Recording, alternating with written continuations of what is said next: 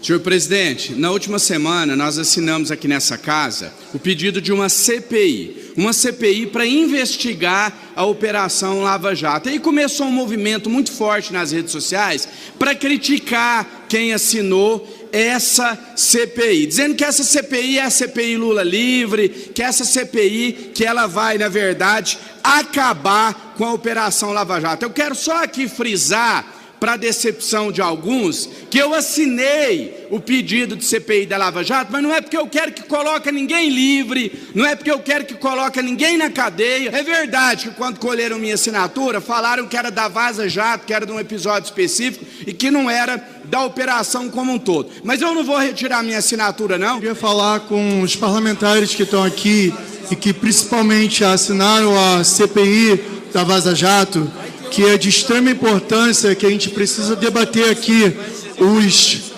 crimes de corrupção que foram envolvidos o ministro Sérgio Moro e os procuradores da Lava Jato.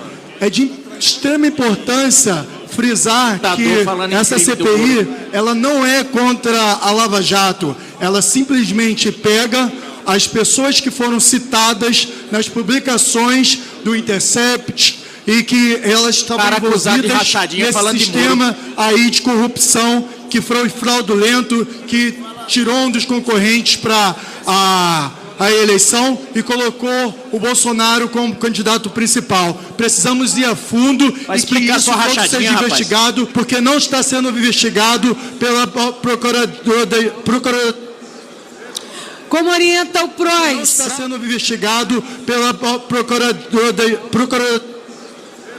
Como orienta o PROS? É verdade que quando colheram minha assinatura, falaram que era da Vaza Jato, que era de um episódio específico e que não era da operação como um todo. Mas eu não vou retirar minha assinatura, não.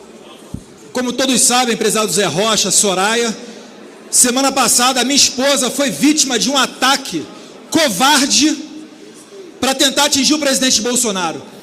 Nós sabíamos que a imprensa não tinha muito limite, ou melhor, não vamos generalizar, uma parte da imprensa, prezado Gilberto, mas que seriam tão baixos, eu confesso que eu não imaginava. Vou relatar aqui, através de uma nota que eu escrevi, a covardia por trás dos fins que justificam os meios. A última edição da revista Época pertence ao Grupo Globo. Trouxe uma pseudo-reportagem sobre o trabalho desenvolvido pela minha esposa, Heloísa Bolsonaro. O jornalista João Paulo Sacconi, de 23 anos, mentiu durante mais de um mês, fazendo-se passar por uma pessoa em busca de ajuda profissional. Não se trata de um erro humano. Um mês. A reportagem da Época foi discutida, debatida e planejada. Houve um crime premeditado. O jornalista contou com o apoio do editor-chefe, Plínio Fraga, e da diretora de redação, Daniela Pinheiro, para mentir e para enganar de forma vil e covarde uma profissional que exerce legal e legitimamente a sua profissão.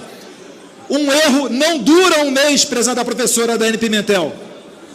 O objetivo da revista Época nunca foi prestar um serviço à sociedade, mas denegrir alguém cujo único pecado é ser casada comigo.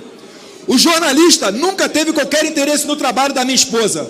Sua intenção, avalizada, como já observei, pela direção da revista e pelos seus superiores, sempre foi arrancar uma declaração polêmica, uma confidência qualquer, que servisse aos propósitos daqueles que não aceitam a eleição democrática e legítima de Jair Bolsonaro.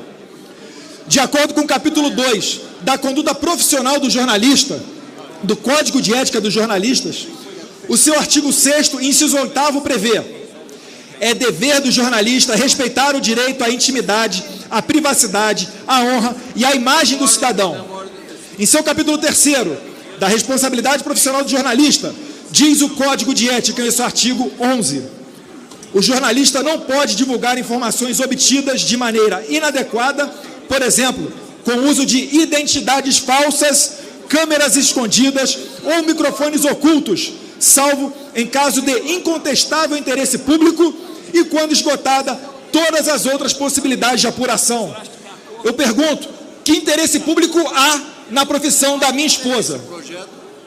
Apesar de incorrer em todas essas faltas, a revista Época emitiu no dia seguinte à publicação da matéria, afirmando que os jornalistas agiram dentro da ética e retidão da revista. E somente agora, 5 dias após os fatos, a revista emite nota dizendo-se equivocada, pois Heloísa leva uma vida discreta e não pode ser considerada uma figura pública.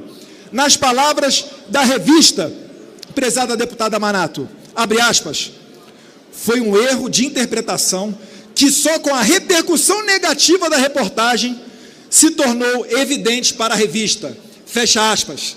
Não conseguiram prever que estavam fazendo uma canalice com a minha esposa. Além disso, não houve solidariedade, prezada presidente Soraya, dos grupos feministas com a minha esposa. Imaginemos a seguinte situação: você está na sua casa, recebe em sua porta uma pessoa que se identifica como policial. A pessoa tem identidade, usa uniforme, que por uma razão qualquer informa que precisa conferir alguma coisa dentro da sua residência.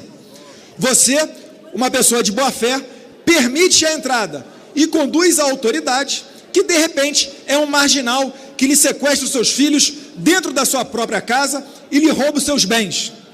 O nosso sentimento foi semelhante.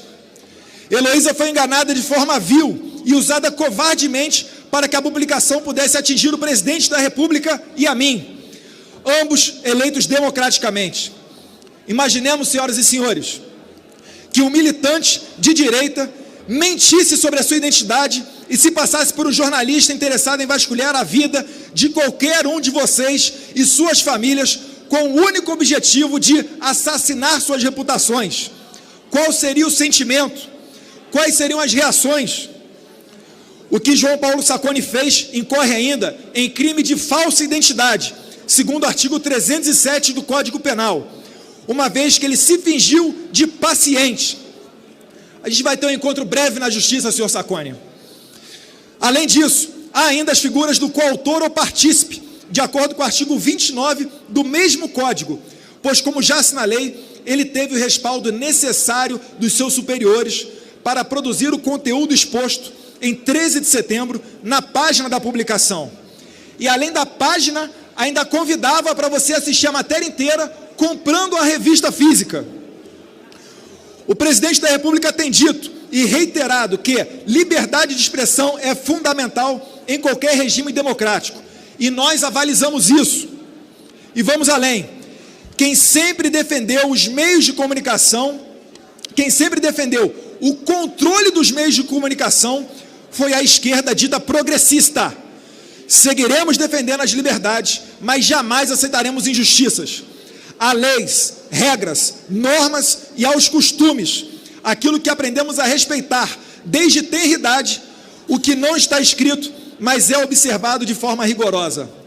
Não usamos a família para atingir adversários. O que a revista Época chancelou vulnera completamente toda e qualquer retórica de defesa das liberdades, pois, a exemplo do que temos observado nos últimos tempos, para alguns, os fins justificam os meios, mesmo que se valendo de práticas condenáveis. A minha mais completa e restrita solidariedade à minha esposa Heloísa, pelo trauma que impactará o seu trabalho para sempre. Senhora presidente, como é que eu faço agora em casa, com a minha esposa sendo temerária agora de fazer os atendimentos, que ela nem fazia presencialmente para resguardar a sua segurança física, fazia via web, e agora, com uma reportagem baixo nível dessa, está traumatizada para exercer a sua função. Então, eu tenho encontro, não só com o jornalista João Sacconi, para concluir, presidente, mas também com o senhor Plínio Fraga, editor-chefe da revista Época, e com a senhora Daniela Pinheiro, diretora de redação da revista Época. Isso não foi um engano. Não é possível que após 5 sessões, um mês inteiro, discutindo a matéria, lançando para a web, chamando para comprar a revista impressa, vocês venham publicamente dizer que foi um equívoco, foi uma canalice. Não contem com a minha paciência para casos como esse, e que sirva de exemplo a todos aqueles que queiram sair da regra do jogo. Nos atacar aqui, deputado Gilberto, a gente aceita, a gente sabe como é que é a regra do jogo. Raramente, coisa raríssima é processar algum jornalista, mas esse caso foge a qualquer tipo de regra. Muito obrigado, presidente. Valeu, pessoal. Obrigado aí.